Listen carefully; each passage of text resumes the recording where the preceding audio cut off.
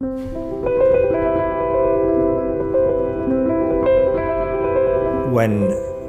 you are here on a Sunday morning with little traffic and you walk along the city, you can still feel as if it is the 17th century. So the physical state of the city is almost as it was in the 17th century. Whenever you walk around the city, you know something of its past.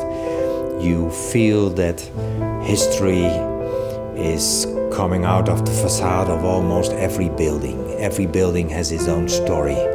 Story sometimes with a local meaning, often with a national meaning, and sometimes with an international meaning.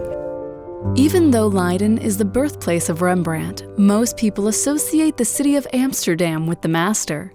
Yet Rembrandt would not have been so successful when he moved to Amsterdam without the opportunities afforded to him as a young artist in Leiden. Not many people know that the cradle of his own career was here in Leiden. And Leiden is to blame for it partly. The house where he was born and where he was raised was torn down as late as the early 20th century, which was a blamage. Who just razed to the ground such an important building? It must have been a little house. After all, his father was a miller, but still. What you do see, of course, are the old university buildings. The Latin school is still around. And don't forget, he was still a young boy when he was here. He was raised here. He was born here. The basis of his mastery is in this city, and you can tell. He had a very humble background. However, he had brains. His parents took him to university and to the Latin school to educate himself. And I think in his early paintings you can already sense that there must have been an intellectual training. He left the city when he was quite young. So in the beginning he was already seen as quite a big talent when he still lived in Leiden.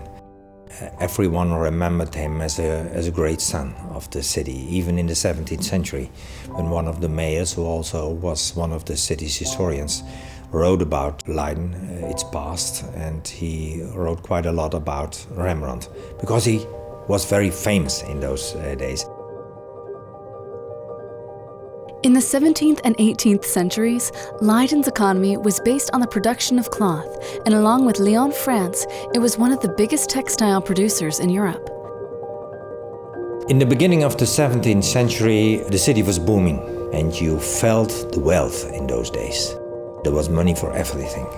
In England, the Industrial Revolution started, and when people from Leiden lost a lot of their markets, half of the population went away. And new industrialization came with factories as canned food for all kinds of heavy forges, and this remained until the 60s of the 20th century. And then every traditional industry disappeared. With the devastating loss of jobs and industry, there was huge unemployment, and Leiden quickly deteriorated. Much of the city's infrastructure and buildings quickly fell into disrepair. Throughout all the economic ups and downs, the one constant for the city was Leiden University, the oldest university in the Netherlands, and one of the defining aspects of the city's profile during Rembrandt's era. Leiden is mining its heritage as a city of culture and knowledge as Rembrandt's city.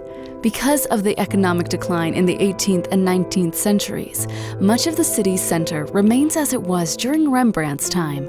A visitor understands what it must have been like for Rembrandt to walk along the cobblestone streets, to be inspired by the intellectual life associated with the university.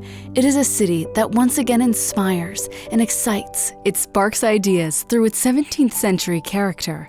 Now, more than ever, Leiden is showing itself to be rooted in its 17th century history.